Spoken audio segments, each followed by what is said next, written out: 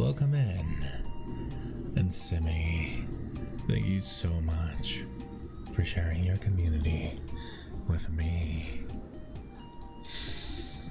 I hope you had a wonderful stream. Oh my. Dragon, good to see you. Welcome in, Red Fox. Lemon, hi. And Vixen, of course. Good to see you all. Hi, Sora. How have you been? Obsidian. Hello, hello. Emerald.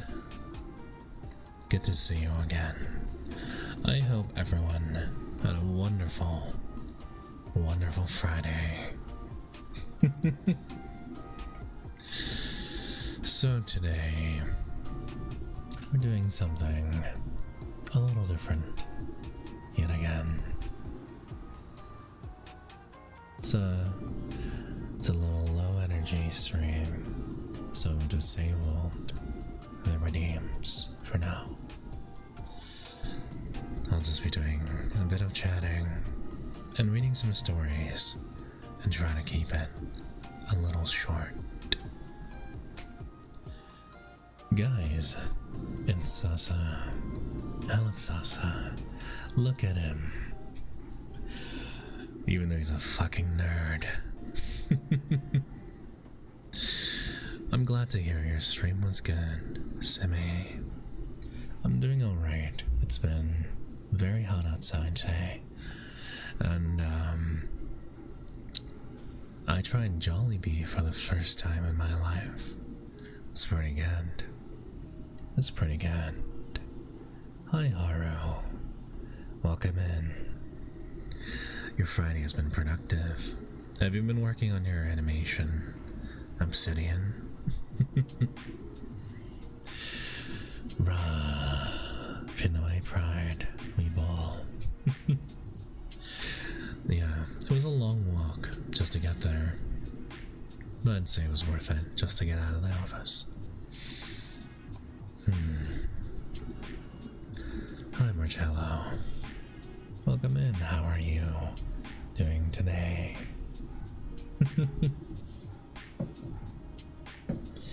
Yeah, I did end up walking. It's okay. Walking, jogging, sprinting, same thing.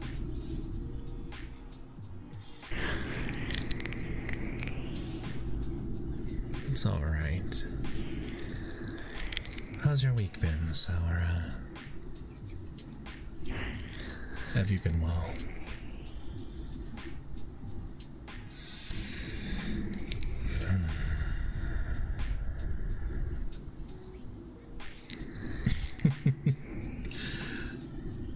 Thanks for the redeem, Haru. Like I said, you may notice that this stream, a lot of the other normal redeems are not enabled, just so I can keep things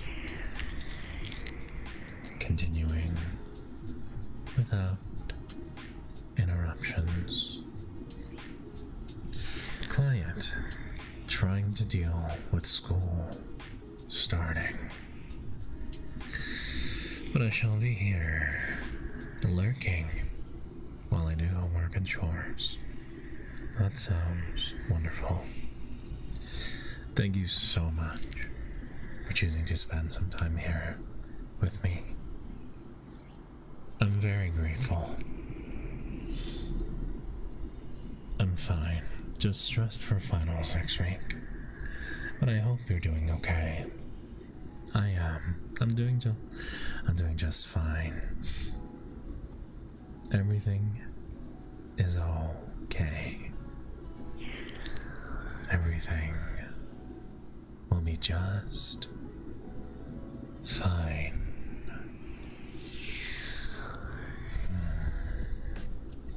It's a Friday after all. And what's more, we have a day off next week. Thank you, Obsidian.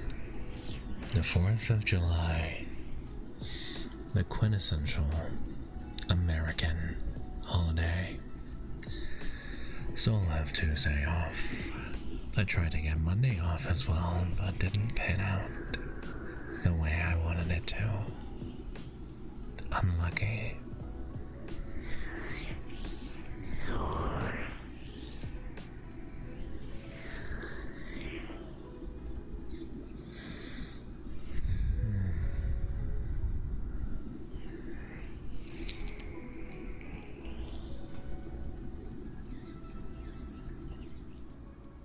That's right. Haru. Hello, Jen. How was the exhibition? Did you have a good day? I certainly hope you did. It's okay. It's okay. Even if I have to work on Monday, there won't be a whole lot of people there anyways. It went well. Everything I made sold out. That's wonderful, Jen. I'm very pleased to hear that. Unfortunately, no. But that's okay. Welcome home. Hello, Triscuits. Welcome in, dear. How have you been? I like it when the office is quiet and dead.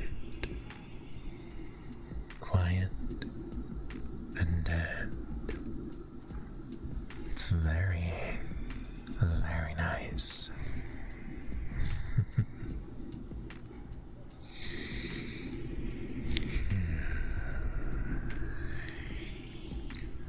We're having a nice, cozy,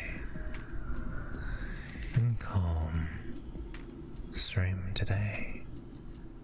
At least I hope. It's been a long week. Let's take some time to unwind and let go of those negative thoughts from your mind.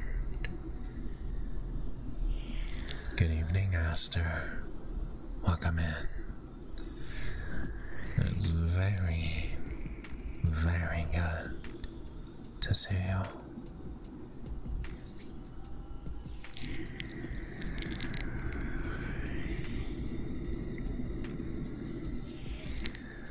Yes, it's a low energy Friday. And that's okay. That's okay. Take a rest. Cool down from the heat. And let me be your peace.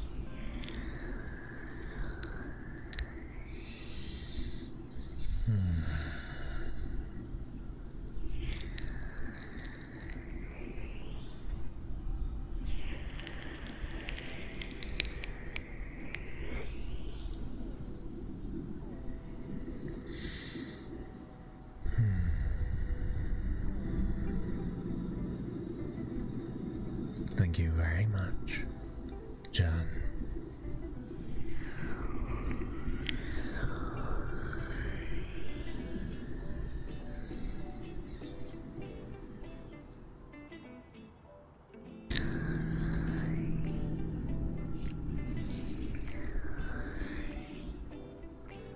I pulled an all-nighter, and I'm starting to regret joining this stream.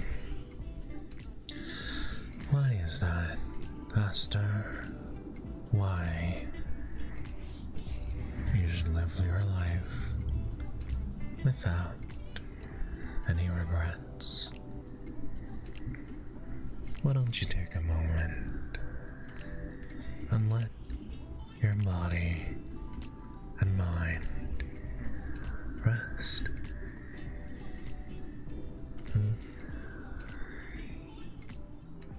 It can be very, very nice. I was on call yesterday, and I slept through this morning's alarm. That just means you needed the rest, Triscuits. It's okay to rest.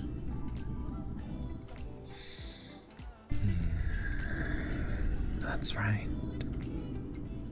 You're already in sleepy hours. Tomorrow is still the weekend. No responsibilities.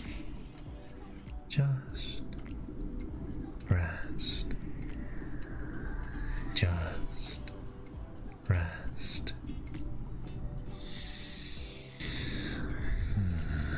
Thank you so much, Simi. Thank you very much, sweetheart. You're always so hardworking.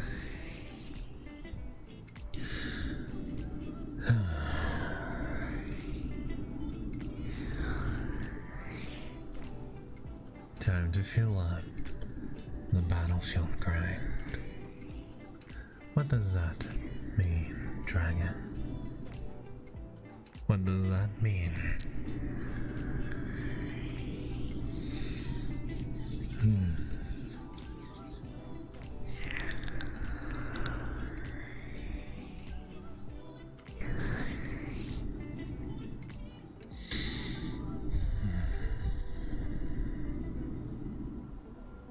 All right. I think it's about time I start off with a story. Feel free to just listen and carry on with whatever your heart desires. Is your YouTube channel mainly for bots? That's right, Obsidian. I will always upload VODs there, but at the same time, I do throw up a few other things whenever I get the chance.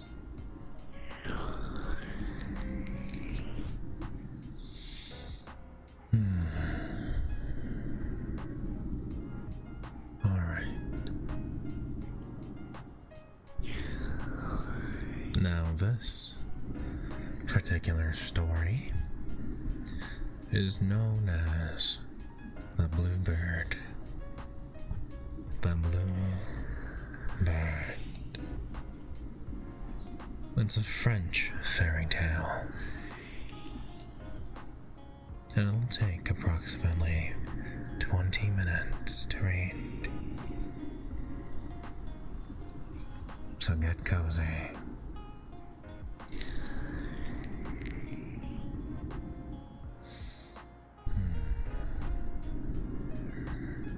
There was once upon a time a king who was very rich in lands and money. When his wife died, he was inconsolable, and for 8 whole days he shut himself up in a little room and knocked his head against the wall. So desperate was he. They feared lest he should try to kill himself, and they therefore put mattresses between the tapestry and the wall, so that however hard he might strike his head, he could do himself no harm. All his subjects planned amongst themselves to go and see him, and to say everything they could think of as likely to comfort him in his sorrow. Some of them made up grave and serious speeches. Others again went with cheerful, even gay words on their tongues. But none of them made any impression on him. In fact, he hardly heard what they had said. At last, there came before him a woman, clad all in black crape, with veil and mantle and long mourning garments, who wept and sobbed so loud and so violently that he was filled with astonishment. She said that, unlike the others, she had come with the object of adding to, rather than of lessening, his grief. For what could be more natural to sorrow for a good wife? As for her, she had the best husband in the whole world, and it was her part now to weep for him, while she had eyes in her head. Thereupon she redoubled her cries, and the king followed her example, began to wail aloud.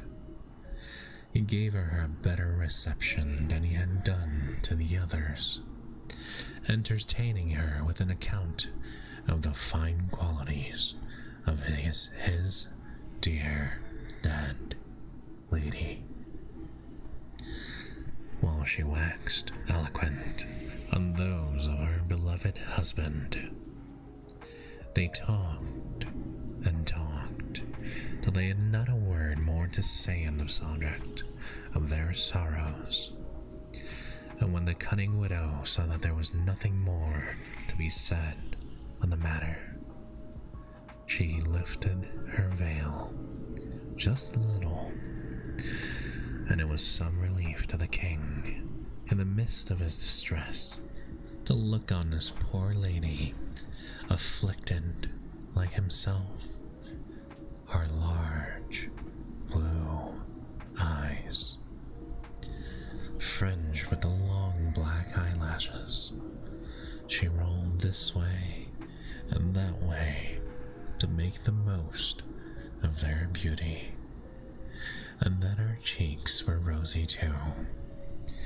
The king looked at her very attentively. Gradually, she spoke less of his wife. Oh my, looks like Shust did not want to cooperate today. My apologies.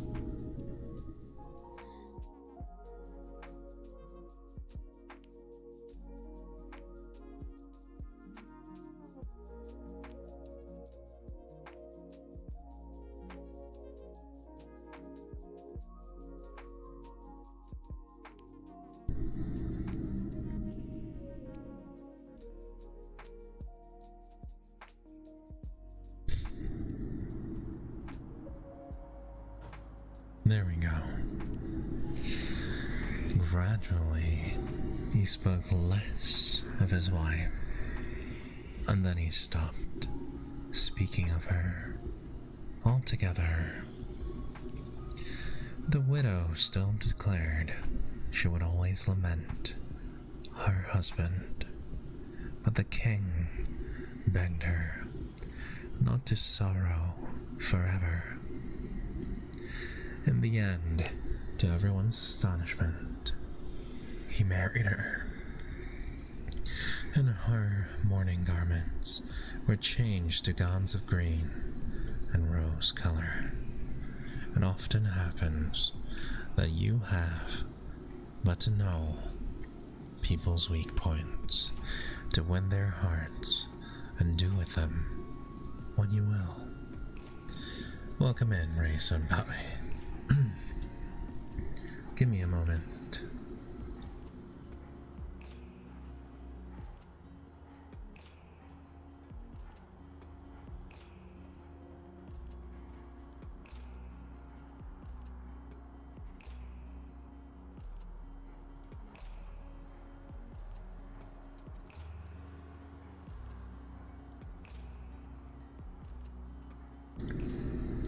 I may or may not be getting a sore throat.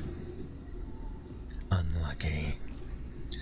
Hello, Pupsy. Welcome in. The king had only one daughter by his first marriage, and she was looked on as the eighth wonder of the world. Hello, shot warriors. Welcome in. We're reading a story today,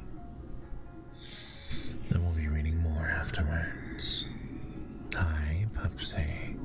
Good to see you. I will. They called her Florine because she was like Flora. Salutations. So fresh and young. And beautiful was she. Thank you so much for the follow, warrior. She did not care to be dressed very grandly, but liked rather robes of floating taffeta, with jeweled clasps and garlands of flowers to adorn her lovely hair. And when the king married again, she was only 15 years old.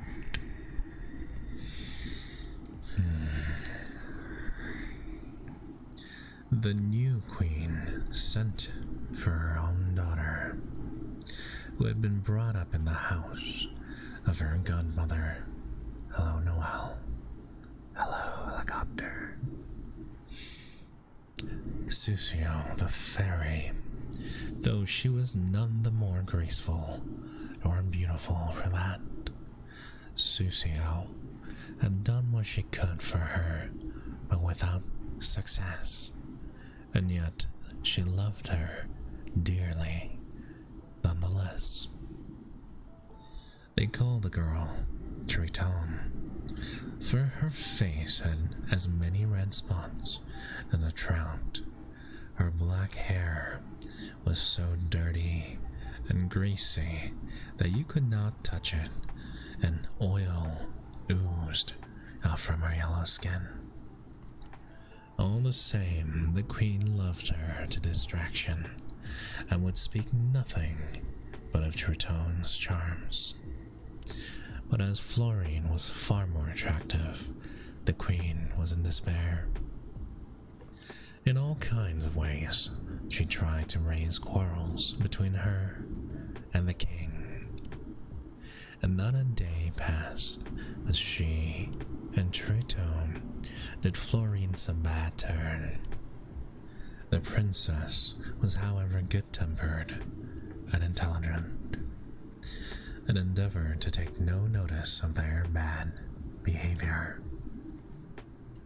One day, the king said to the queen that Florine and Triton were old enough to be married, and that the hand of one of them must be bestowed on the first prince who should come to court. I think, said the queen, that my daughter should be thought of first of all, seeing that she is older than yours, and as she is far more amiable, there can be no hesitation in agreeing to this. The king did not like disputing, so he said he was quite willing, and the queen might do as she liked. Some little time after, they heard that King Charming was going to pay them a visit. Never was there so splendid and so gallant a prince, and everything in his mind and person answered to his name.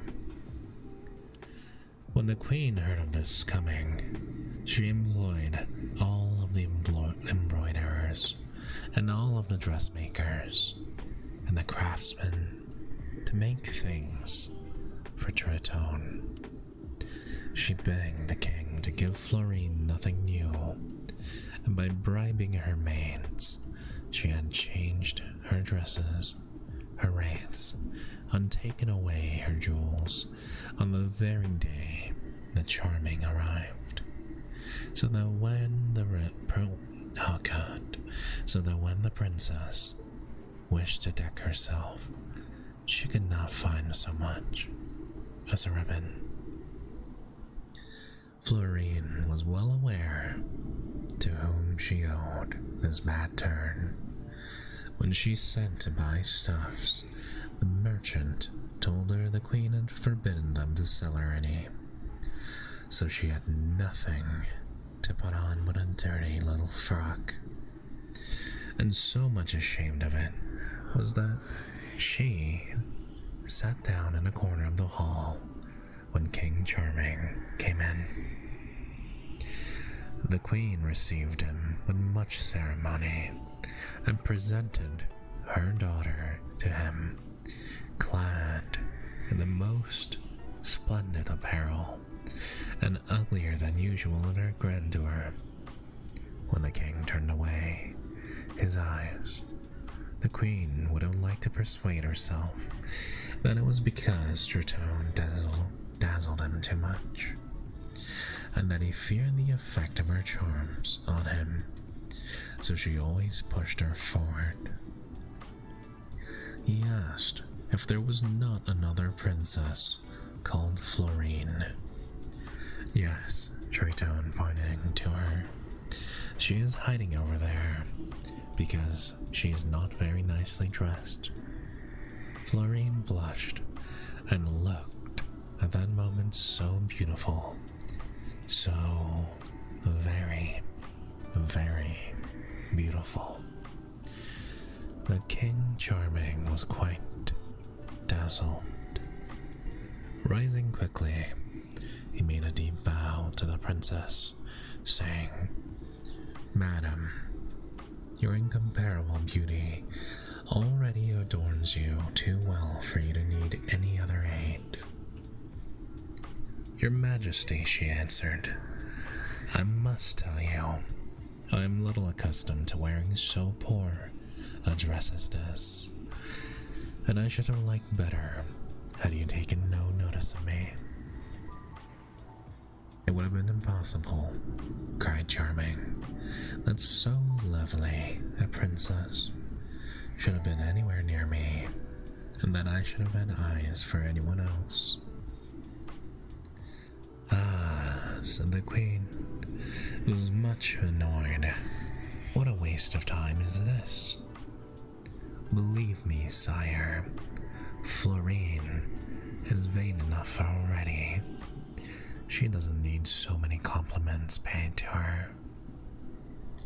King Charming understood at once the motives that made the queen speak in this way, but as he was not in a humor to restrain his feelings, he let out all his admiration for Florine be seen, and talked to her for 3 hours on end. The queen was in despair, and Triton was inconsolable at not being preferred to the princess. They complained loudly to the king and forced him to consent during King Charming's stay to shut Florine up in a tower where they would not see each other. So as soon as she'd come back to her room, 4 men with masks carried her off to the top of the tower and left her there in utmost distress. She knew quite well she was only treated thus to prevent her from pleasing King Charming, whom she already liked very much, and whom she would have willingly accepted as a husband. As Charming was ignorant of the wrong they had done to the princess, he was waiting the hour when he would see her again with the greatest impatience.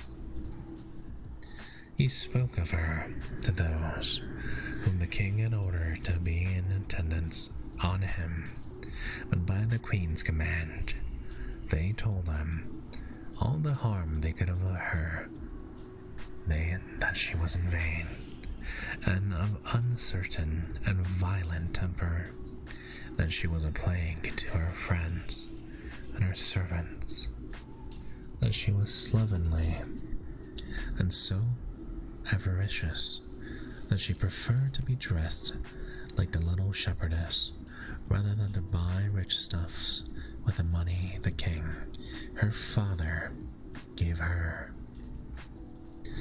Charming writhed to hear all this, and he had much ado to restrain the anger that stirred within him. No, he said to himself, it is not possible that heaven should have made so evil a soul to dwell in nature's masterpiece. I own she was not suitably dressed when I saw her, but her evident shame shows she's not used to being in that condition. What? So they tell me she could be wicked with that charming look of modesty and gentleness. Such a thing could not be possible. Possibly it is easier for me to believe that the queen slanders her. She is not a stepmother for nothing, and Princess Tritone is such an ugly creature that it would not be strange if she were jealous of the most perfect being in the world. While he was thinking over all this, the courtiers who were with him saw quite well from his manner that he was not pleased at their speaking evil of Florine. There was one amongst them sharper than the others, and he, changing his tone and language in order to find out what the prince really felt, began to pay compliments to the princess. At this, Charming woke up as from a profound sleep and took part in the conversation, his face showing perfectly the joy he felt. Love, how difficult it is to hide thee. Thou art everywhere visible, on a lover's lips, in his eyes, in the sound of his voice. When we love, the signs of it appear in our every direction, in our silence, our conversation, in our joy, in our sorrow. The queen, impatient to know if King Charming was really impressed, sent for those she had taken into her confidence, and she spent the rest of the night in questioning them. All they told her only served to confirm the opinion that the king was in love with Florine. But what shall I say of the melancholy condition of that poor princess as she lay on the floor of the dungeon in that terrible tower into which the masked man had brought her? It would be easier to bear, she said, if they had put me here before I had seen that king who is so amiable.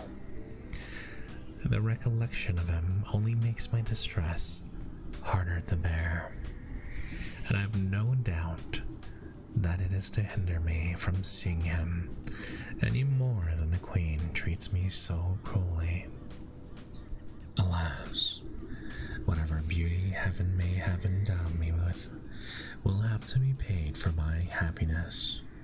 Hello, Rowan. Welcome in. I hope you're doing well. We're reading a short story right now.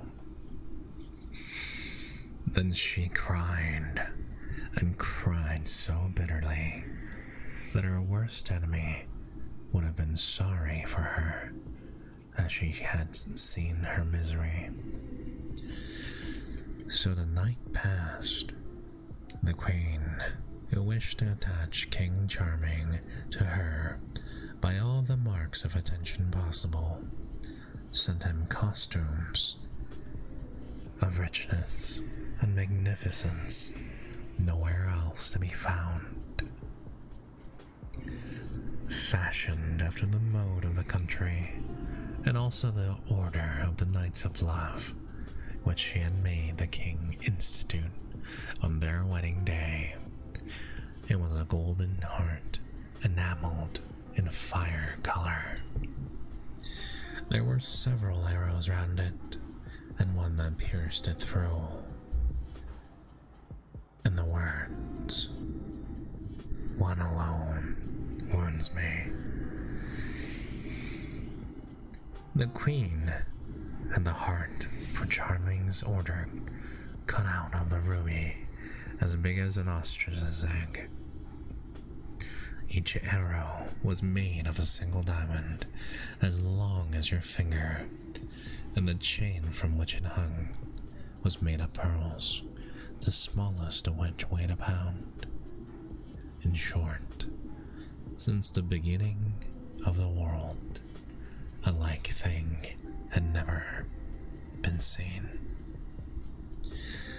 At the sight of it, the king was so astounded that for some minutes he could not speak. At the same time, he was presented with a book, the leaves of which were of vellum, with wonderful miniatures. The cover was of gold studded and precious stones, and it contained the statutes of the Order of the Knights of Love, written in very tender and very gallant style. They told the king that the princess whom he had seen begged him to be her knight, and that she sent him this present. On hearing this, he flattered himself it might be from her whom he loved. "What? The fair Princess Florine," cried he. "She remembers me in so charming and generous a fashion." "Hello, Anessa dear. Welcome in. How are you doing today?" "Your Majesty," they said, "you make a mistake in the name. It is from the lovely Truitone we come." "Then it is Truitone who begs me to be her knight," said the king, in a cold and serious manner. "I'm sorry not to be able to accept this honor, but a sovereign is not sufficiently his own master to do everything he would like. I know the duties of knight, and I would like to fulfill them all, but I prefer rather to decline the favors she offers me than to prove myself unworthy of them." So saying, he put back the heart, the chain, and the book in the same basket, and returned all of them to the queen, who, as well as her daughter, was nearly mad with rage at the scornful way in which the stranger king had received so special a favor. As soon as he found the opportunity, he went to the apartment of the king and the queen, hoping Florine would be there, and looking about everywhere to see her. Whenever anyone came through the room, he turned his head abruptly towards the door, and seemed anxious, then disappointed. The wicked queen knew well enough what was passing in his mind, but he did not let him see that she did, and spoke of nothing but pleasure parties, receiving from him quite foolish answers in return. At last he asked where the Princess Florine was. "Your Majesty," said the queen hotly, "the king, her father, has forbidden her to leave her own apartments till my daughter be married." "And what reason can there be for keeping this fair lady a prisoner?"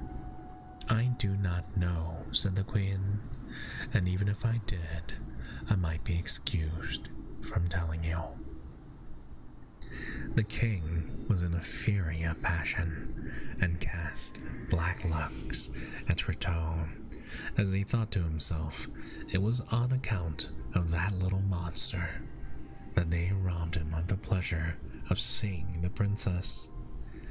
Then he left the queen abruptly, for her presence was far more than he could bear. When he was again in his own room, he told the young prince who had come with him and whom he loved dearly to give any bribe in the world to one of the attendants of the princess, so that he might speak with her a moment.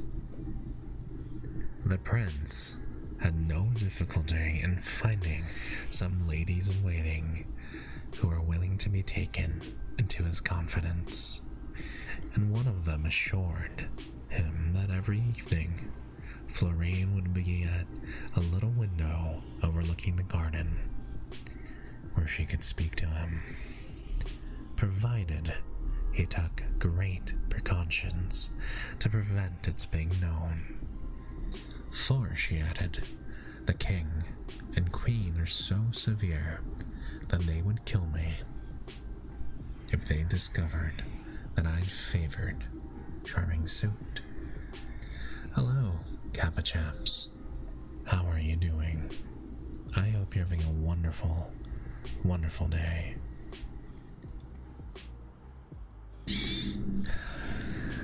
The prince, delighted at having thus far succeeded, promised her all that she wished.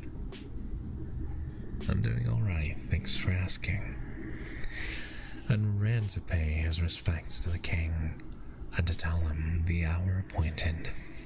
But the faithless waiting woman did not fail to go and warn the queen of what was going on and to take her orders accordingly. The queen at once made up her mind to send her daughter to the little window. She gave her instructions on what to do, and Trito remembered them, every one, though she was naturally very stupid. The night was so dark. Oh, hello, Char. Did you sleep well, sweetheart? Why don't you let me tell you a story? Just try to relax.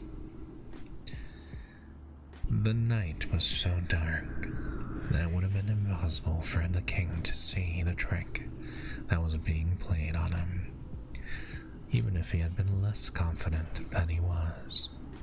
So he drew near to the window with such transports of joy as cannot be described, and said to Trito all he would have said to Florine to persuade her to believe what love he felt for her.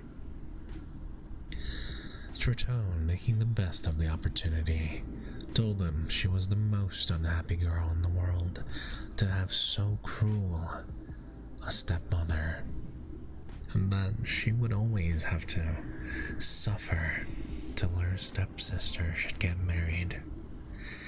The king assured her that she would have him for a husband. He would be delighted to share with her his crown and his heart. So saying, he drew the ring from his finger, and putting it on Trito's, he told her it was for an everlasting token of his faith, and that she had only to fix the time, and they would set off without delay. Tritone gave what answer she could to all his passionate speeches, but he noticed that there was very little in what she said. This would have grieved him had he not persuaded himself that the fear of being surprised by the Queen was a check on her spirits. He only left her on condition that he might come back next night at the same hour, to which she consented with the utmost willingness. The Queen was in great hopes after hearing the success of this interview.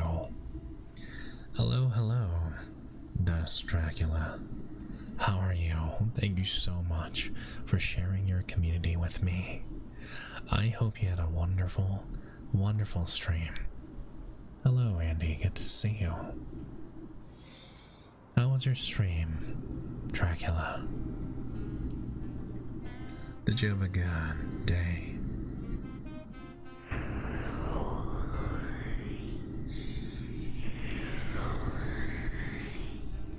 Welcome in, Raiders. My name is Sasabio. I'm a lawyer snake VTuber. And today, we're reading a story. I had an amazing stream. That's wonderful to hear. That's wonderful. Everyone, make sure to check out Daz and drop him a follow when you can. Thank you very much. And I'm so glad to hear that you had a wonderful stream. Thank you for the headband, Pupsy. Thank you very, very much.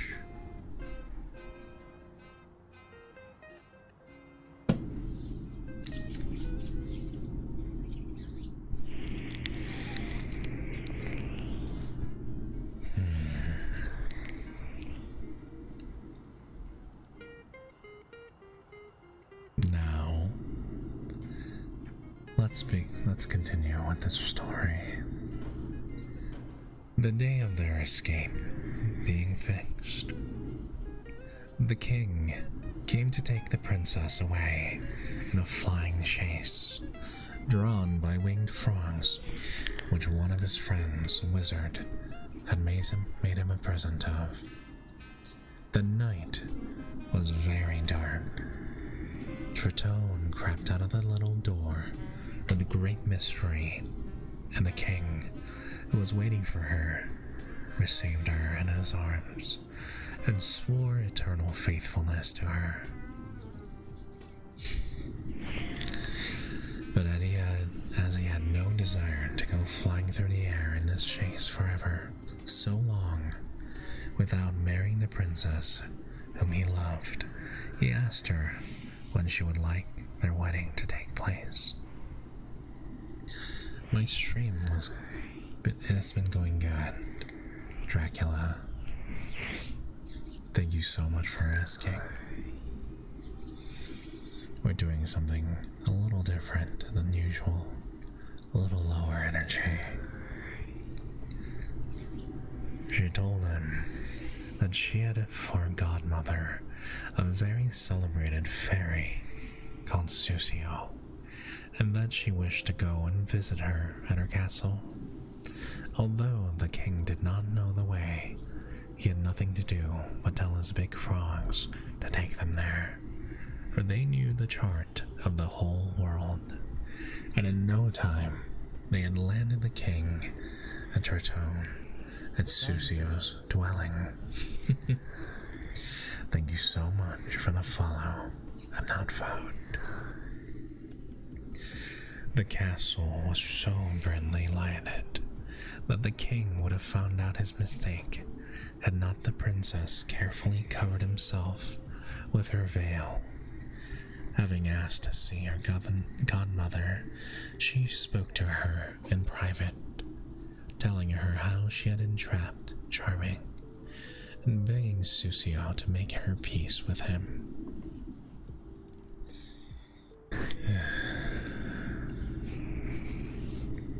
But my daughter, said the fairy, that is no easy thing. He is much too fond of Florine for that, and I feel certain he will disappoint us.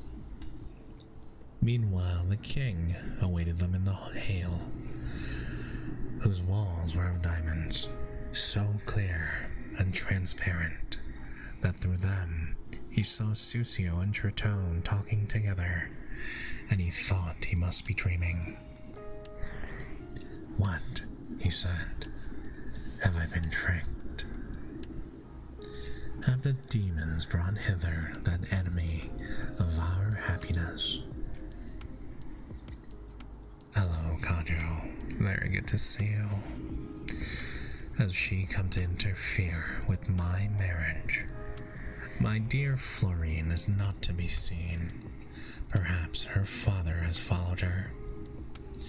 All kinds of things suggested themselves to his mind, and he began to be in despair.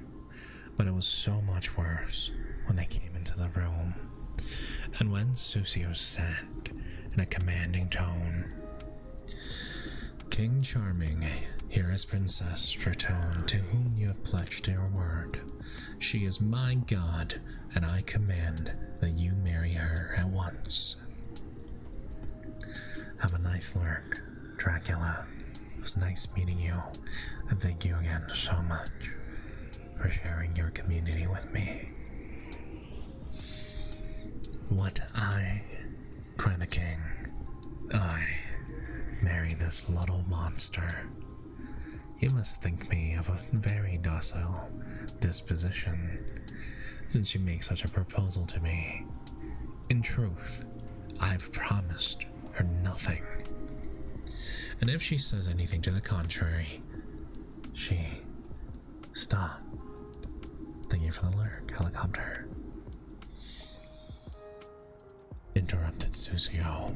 "And never be so bold as to fail in respect for me.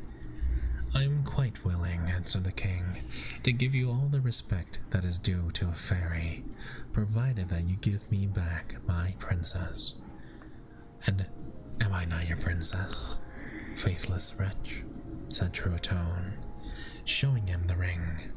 "To whom did you give this ring as a token of fidelity? To whom did you speak at the window, if not to me?" "What? Have a nice lurk, Tori. I hope you can cool down a little bit from the heat. Take care." "What?" he cried. "I've been tricked and deceived. But no, I shall not be your dupe. Quick there, my frogs. My frogs. I shall depart at once." "Oh," said Susio, "that is not in your power unless I give leave." And so saying, she touched him, and his feet stuck fast to the floor as if they had been nailed to it. "Though you were to stone me or to flog me," said the king, "I shall never own another mistress but Florine. On this I am determined, and knowing that, you can use your power as you like." Susio tried every means to soften his resolve. Gentleness, threats, promises, supplications. Tritone wept, cried aloud, groaned, flew into tempers, and cooled down again. The king said not a word, and looking at them both with the most scornful air in the world, paid not the faintest attention to all that they said to him. This story is called The Blue Bird. It's a French fairy tale. 20 days and 20 nights passed away in this fashion, during which they never stopped talking, never ate, never slept, and never sat down. At last, Susio, tired out, could endure it no longer, and said to the king, "Well, you are indeed stubborn. Why will you not listen to reason? Take your choice. You shall have 7 years penance for having made a promise you have not kept, or you shall marry my god.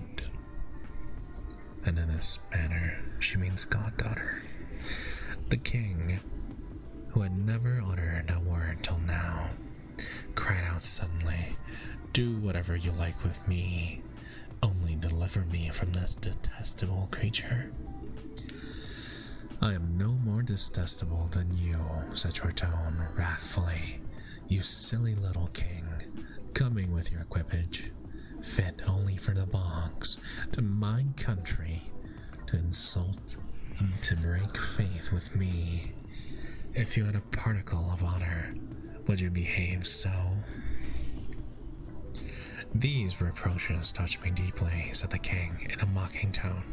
"How foolish not to take so fair a lady for my wife." No, no, said Zucio angrily. "She will never marry you. You have only to fly out of the window if you want to.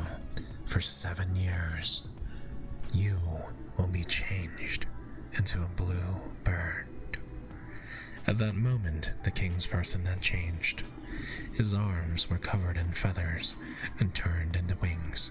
His legs and feet became black and shrunken, with hooked talons. His body dwindled in size and was all covered with long, fine feathers.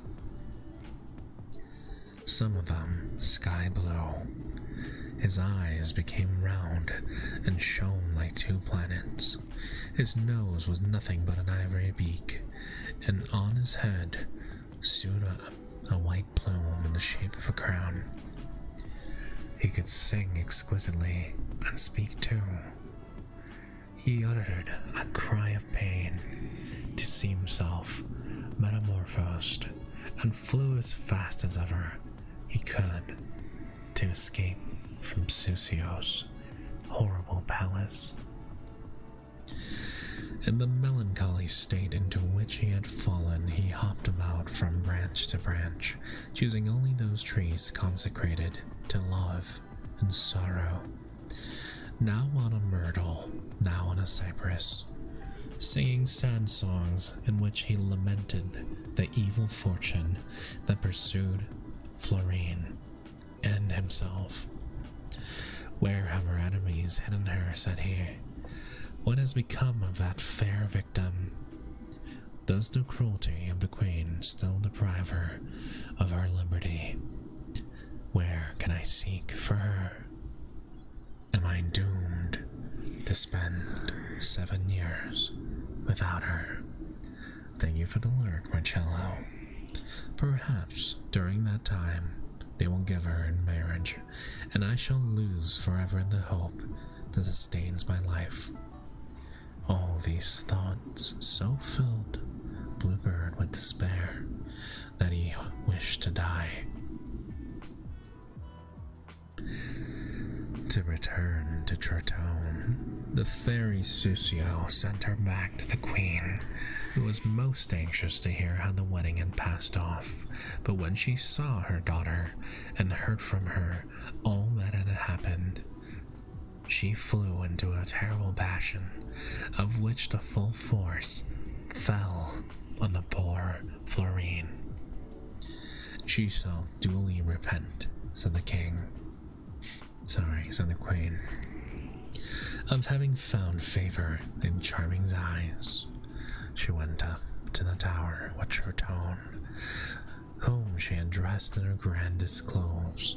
On her head was a diamond crown, and 3 daughters of the richest barons in the kingdom held the train of her royal mantle. On her thumb was Charming's ring that Florine had noticed the day they had talked together. She was very surprised to see Tortone in such gorgeous apparel. "Here comes my daughter, who brings you presents in honor of her wedding," said the queen. "King Charming has married her. He loves her to distraction, and there never were 2 happier people." Then they spread out before the princess gold and silver stuffs, jewels, laces, ribbons, and great baskets of gold filigree work. In presenting all these things, Triton never forgot for a moment to make the king's ring flash. And Princess Florine, no longer able to hide from herself her misfortune, begged them with cries of despair to take all these miserable presents out of her sight, and that she would never again wear anything but black. Oh, thank you. Or rather, that she would like now to die. Then she fainted, and the cruel queen, delighted at her success, would not allow anyone to come to Florine's aid. She left her alone in the most deplorable condition, and went and told the king maliciously that his daughter was so excited by her love that nothing could equal the absurd things she did, and that on no account must they allow her to get out of the tower. The king said she might manage the matter as she liked, or he would be satisfied, whatever she did. When the princess recovered from her fainting fit and began to reflect on the way she was treated, the cruelty of her wicked stepmother towards her, and the hope she was losing forever of marrying King Charming, her grief became so keen that she cried all night, and in this condition she sat herself down at a window where she uttered sad and plaintive laments. When the day was near, she shut her window and wept anew. The following night, she opened the window and sat, heaving deep sighs, sobbing bitterly, and shedding torrents of tears. When day came, she retired into her room, but King Charming, or rather the beautiful blue bird, flew round and around the palace, thinking his dear princess was inside, and if her laments were sad, his were no less so. He came as near to the windows as he could to peer into the room, but the fear lest Triton should see him and discover who he was kept him from doing all that he wished. "It would only cost my life," said he to himself. "If those wicked princesses find out where I am, they will seek to revenge themselves. I must go away if I do not wish to run into the utmost danger." These considerations made him take great precautions, and as a rule, he sang only at nighttime. Thank you for the redeem, Haru.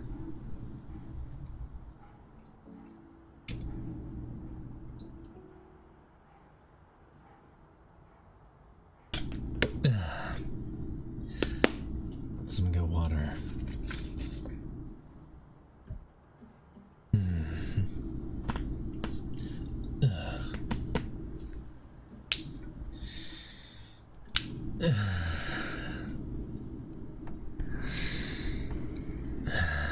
Thank you for the stretch redeem, Haru. I appreciate it. I really do. Yes, maybe not as crunchy as yesterday or Wednesday, but still crunchy, nonetheless.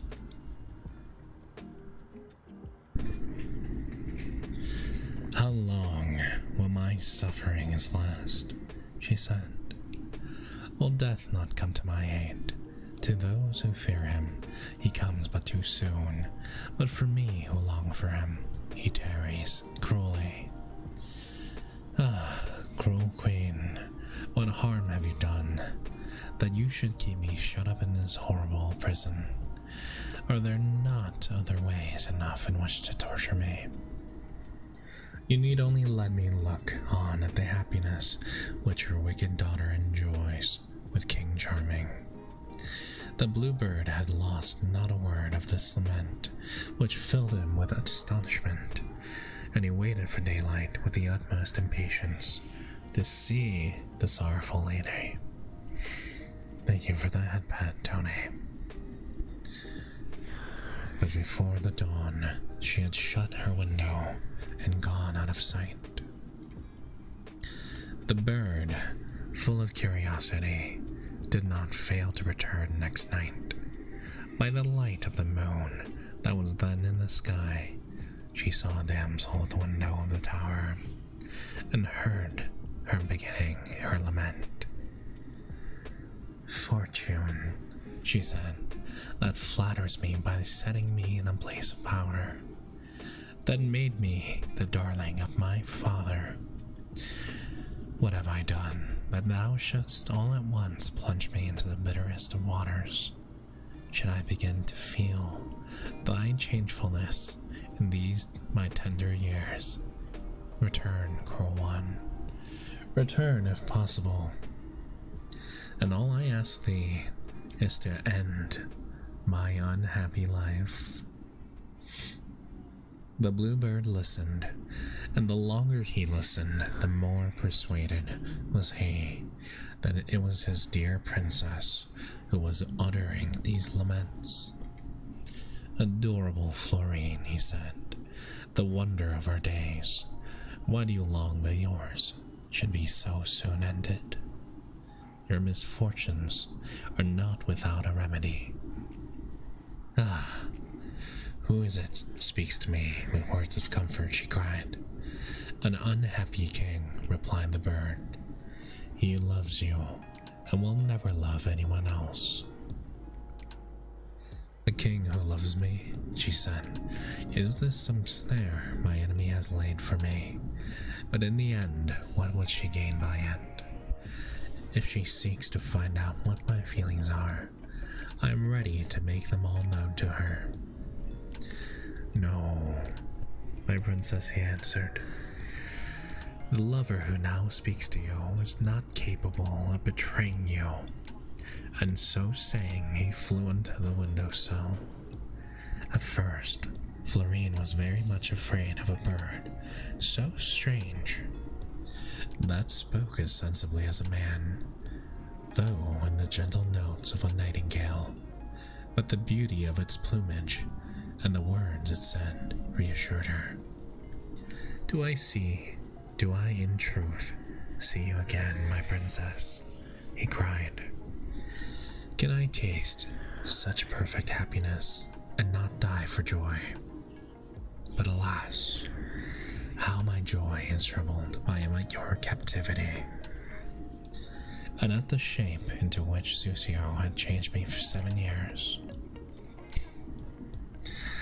"Hello, Dumaya.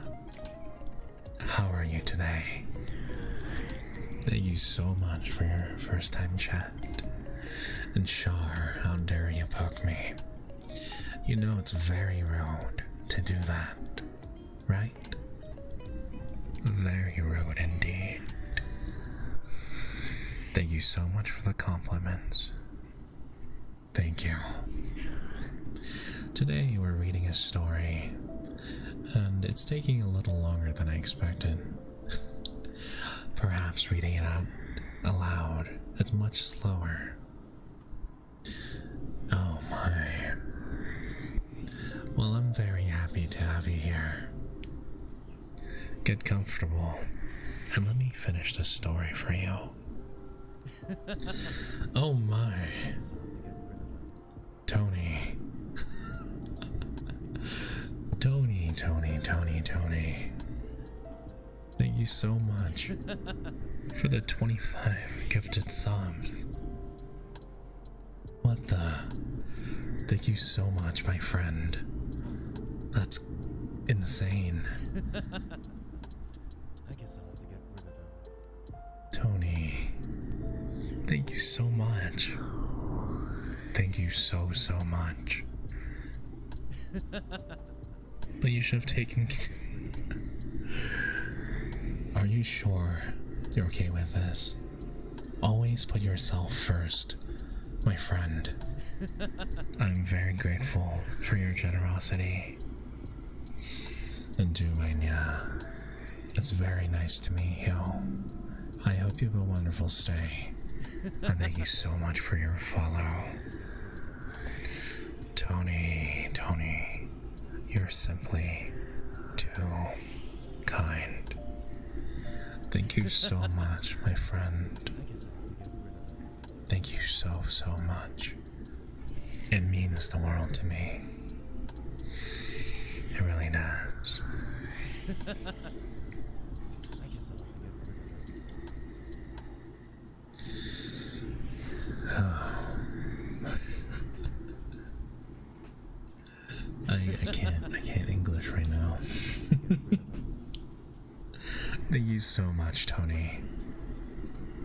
You are so kind and generous. Thank you so much. I guess I'll have to get rid of them. And who are you, you charming bird? Said the princess, caressing him. I guess I'll have to You call me by my name, said the king, and you pretend not to know me. What? Said the princess. A little bird in my hand is King Charming.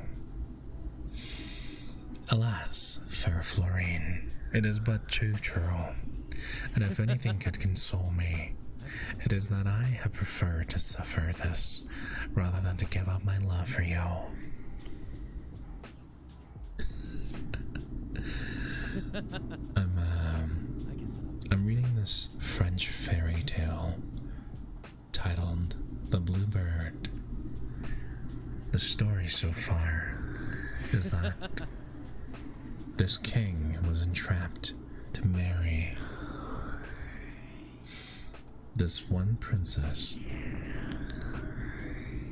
whom he did not love, I guess I'll have to get rid of them. and his punishment for declining was to be transformed into a blue bird for 7 years. For me, said Florine, do not seek to deceive me. I know that you have married your tone. I recognize the ring on her finger as yours. I saw her sparkling with the diamonds you had given her. She came to insult me, my sad captivity wearing a grand crown and the royal mantle that she got from you. All the while, I was laden with chains and irons. You saw Tritone in such a dress, interrupted the king. Her mother and herself had dared to say that these baubles came from me. Heaven, is it possible I hear such horrible lies, and that I cannot take my revenge on the spot? Believe me, they tried to deceive me, and by using your name, they managed to make me run away with a hideous Tritone. But as soon as I discovered my mistake, I left her, choosing rather to be a blue bird for 7 long years than to break my troth to you. Florine was in such delight to hear these words from her dear lover that she forgot altogether her sufferings in the prison. What did she not say to him to comfort him for his sad mischance, and to persuade him that she would do no less for him than he had done for her? The day appeared, and the greater number of the officers of court were already speaking together. It was terrible to tear themselves apart, and they only did so after promising to see each other again in this way every night. The joy they felt at having found each other again was so great that there are no words to describe it. Each of them, in turn, gave thanks to love and fortune. Yet Florine was sad, on the Bluebird's account. Who will protect him from the fowlers, she said, or from the sharp claw of some eagle, or famished vulture, who will devour him none the less greedily that he's a great king.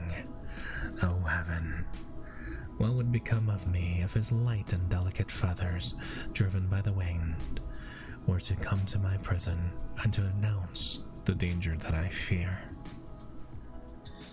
For this thought the princess could not close an eye, for when one is in love, illusions appear real, and what at one another time would thought be impossible seems easy then, so that she spent her day in weeping till the hour came to seat herself at the window. The lovely bird, hidden in the hollow of a tree, had been all day long thinking of his dear princess. How happy I am, he said, to have found her again, and how charming she is, and how grateful I am for all her kindness to me. This tender lover counted every moment of time of trial, during which he could not marry her, and never was the end of anything longed for more passionately, as he wished to pay Florine every attention within his power. He flew to the capital of his kingdom, entered his own room by a broken pane of glass, and chose out diamond earrings so perfect and so beautiful that nothing in the world could be compared to them. That evening he took them to Florine and begged her to put them on. I would do so willingly, she said, if you saw me during the day, but since I never speak to you but in the night, I shall not put them on. The bird promised to choose his time so well that he would come to the tower at any hour she liked. Then she put on the earrings. Thank you for the redeem, Stargirl. And the night, like the last, was spent in talking. The next day, the Bluebird returned to his kingdom, went to his palace, entered his own room by the broken pane, and carried off the richest bracelets that were ever seen. They were made of a single English. I cannot English right now. They were made of a single emerald, cut in facets with a hole bored through the middle, through which to pass the hand and wrist.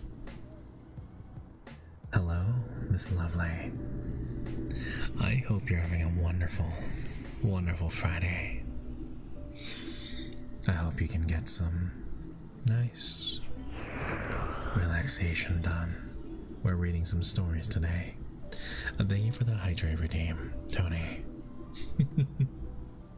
Oh, thank you. Thank you, Obsidian.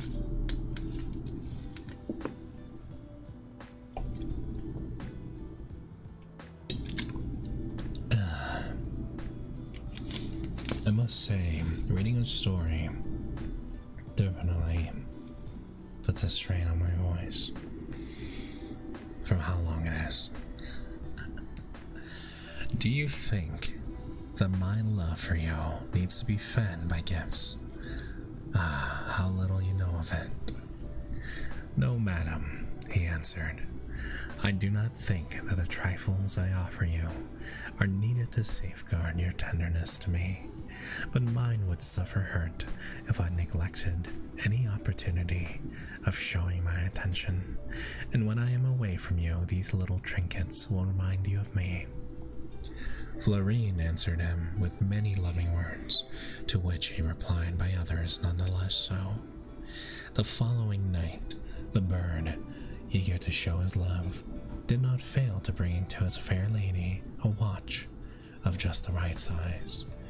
It was encased in a pearl, and the excellence of the workmanship excelled even the material it was made of.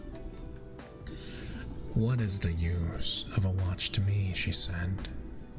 By the way of a compliment, when you're away from me, the hours seem never ending. When you're with me, they pass like a dream, and thus I can never measure them exactly. Oh my, I'm not exactly sure how long this story is, but it looks very long now that I scroll through it. I'm not sure if I'll be able to finish it this stream.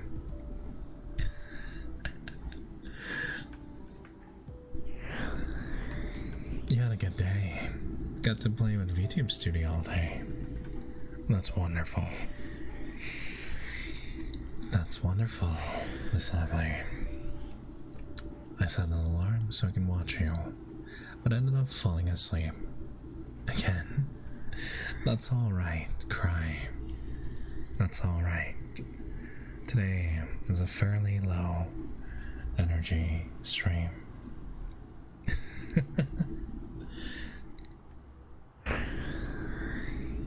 It's alright. You can treat it like random words in the background.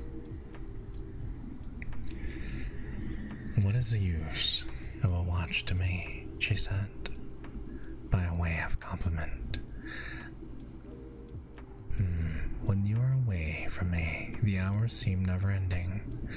When you're with me, they pass like a dream, and thus I can never measure them exactly. Alas, my princess, cried the bluebird, I feel just as you do, indeed. I believe I feel this even more keenly than yourself. After what you suffer by reason of your faithfulness to me, she answered, I am ready to believe that a greater respect and love than you bear me would be impossible.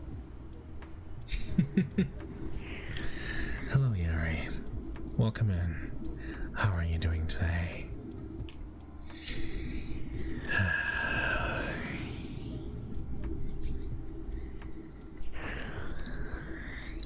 As soon as the daylight appeared, the bird flew into the hollow of this tree, where he lived on fruits.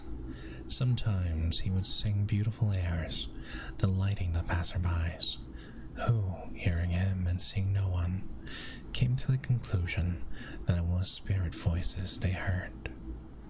This opinion became so common that no one dared enter the woods.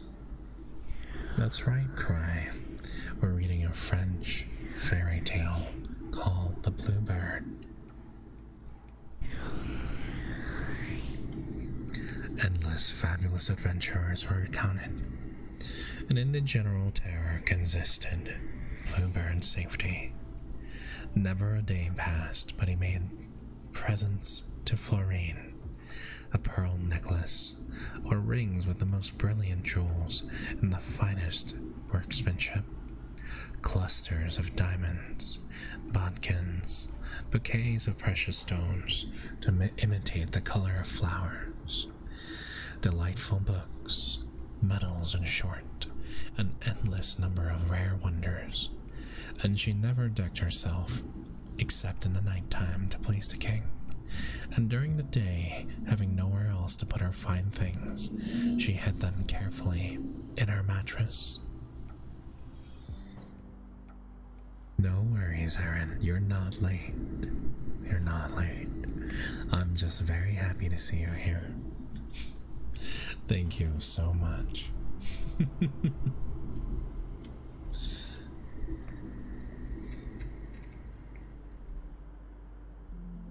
2 years passed like this, and Florine never once uttered a complaint about her imprisonment.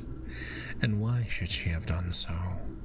Every night she had the satisfaction of speaking to her love, and never were such pretty things said as during these conversations. And although she saw no one, and the bluebird passed the day in the hollow of a tree, they had always 1,000 fresh things to say to each other. Their material was inexhaustible, for in their own hearts and minds they found abundant subjects of conversation. Meanwhile, the wicked queen, who kept her in this cruel fashion in prison, was making vain efforts to get Tritone married. She sent ambassadors to offer her to all the princesses whose name she knew, but as soon as they arrived, they were sent away without ceremony. If you had come about Princess Florine, we should have welcomed you gladly, they were told, but for Tritone, she may remain a Vestal forever, for all anybody cares. Have a wonderful night, Red Fox. Sleep well.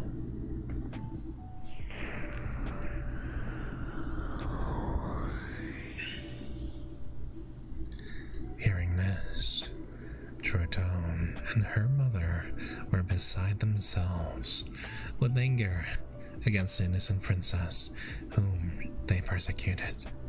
What? In spite of her being in prison, this bold hussy comes in our way. How can we ever forgive the evil turn she has done us? She must keep up a secret correspondence with foreign countries. She is a state criminal and must be dealt with as such. Let us seek her conviction.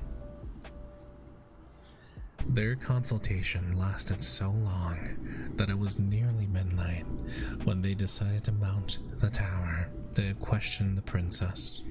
Florine was with the bluebird at the window, decked in all her jewels, her beautiful hair dressed with a care which is not usual with anyone in distress. Her room and her bed were heaped with flowers, and the Spanish pastilles which she had been burning gave out a delicious scent. Listening at the door, the queen thought she had heard a two-part song being sung. Florine had a voice like an angel's, and what she now sang sounded to the queen like a love song. Weary our lot, and full of woe, and our days in pain are spent. Oh, hard and cruel punishment, because our love we not forgo, yet may they plot and plague of us ever.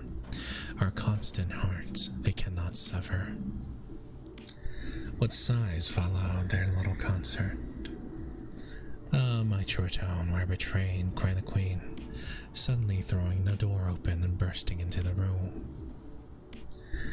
At the sight of her, Florine was in despair. She closed the little window without delay to give time to Bluebird to fly off, much more anxious about his safety than her own.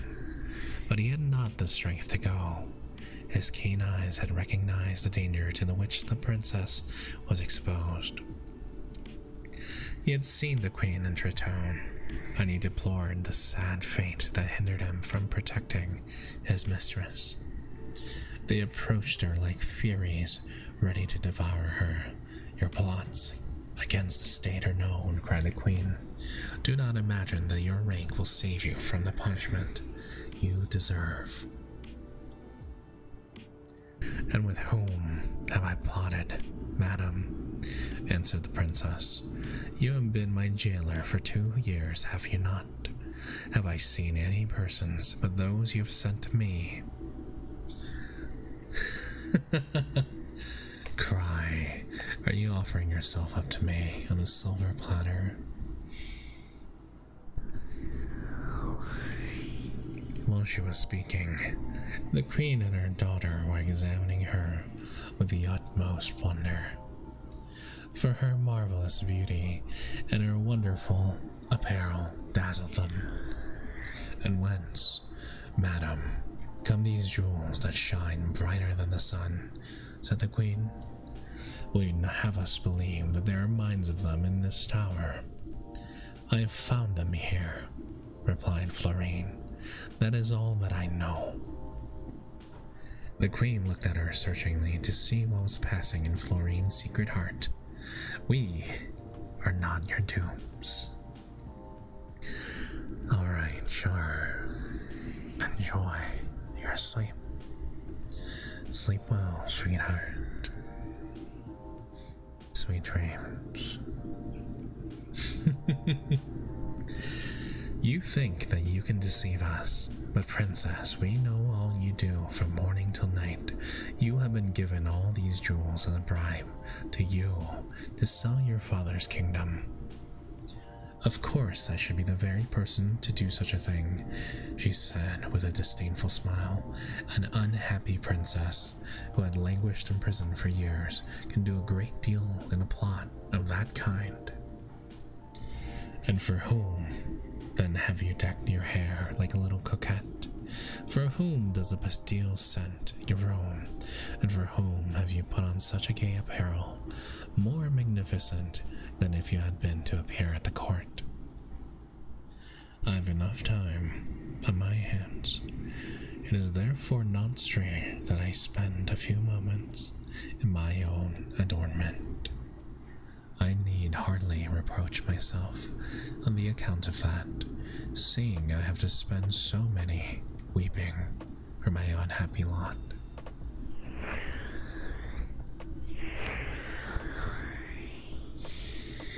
Hello, Ass. Good to see you.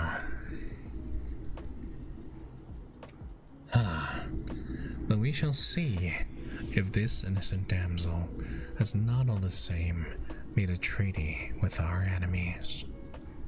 Thereupon she set to searching all around and coming back to the band which she had shaken out, and she found it in such a quantity of diamonds, pearls, rubies, emeralds, topazes, that she could not think where they had come from. She had determined to hide somewhere papers of such a nature as would ruin the princess. When no one was looking, she hid them in the chimney, but by good luck Bluebird was perched on top of it, and seeing better than a lynx. And hearing all, he cried, "Take care, Florine. Your enemy is seeking to betray you." This voice, so unexpected, frightened the queen to such a degree that she did not dare to do what she had intended.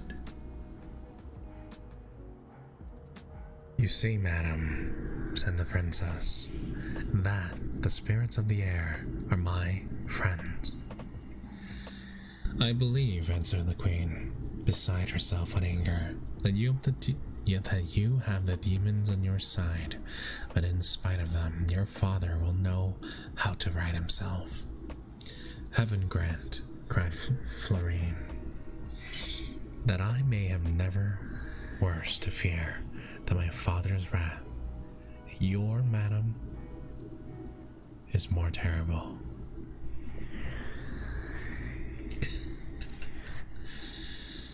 Oh, my goodness. What a story so far. The queen left her in great trouble at all she had seen and heard, and took counsel as to what she should do to defeat the princess.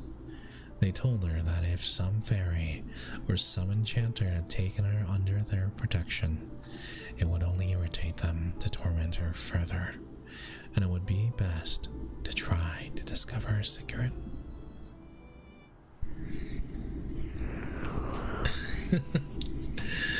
Oh, okay. The title of this story is The Bluebird.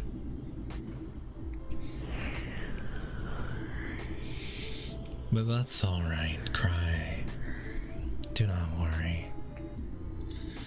Today, I'd actually planned for a short stream because I'm not exactly feeling 100%.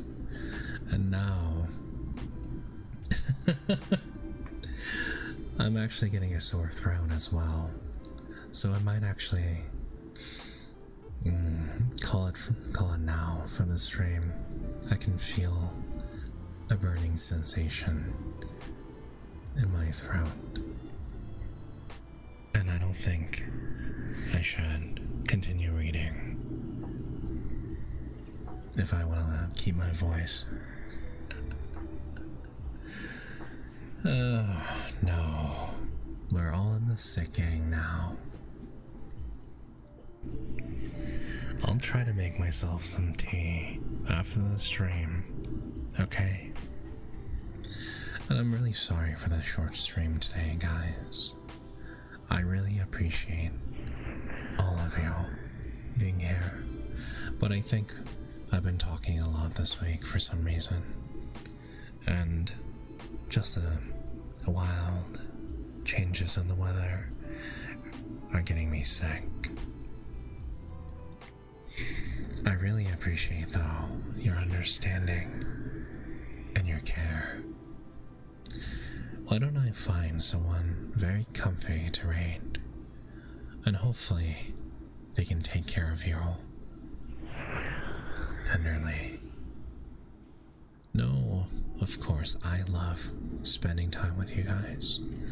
I love streaming, but I really don't want to lose my voice by overdoing it. Thank you, everyone, for being here today. And I'll find someone nice for us to raid, okay?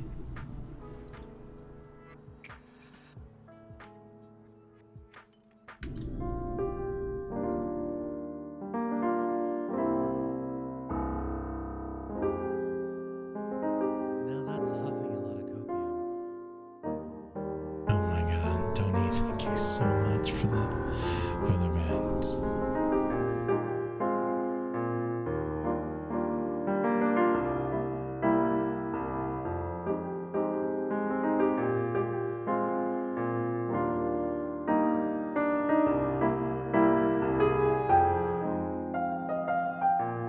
You know what we need to do? We need to pay back Noir for all he's done for us. Okay? Let's show him some love, okay? It's time. It's time to show Never some love. It's okay, I'll be in Discord still. Let's go. Let's go.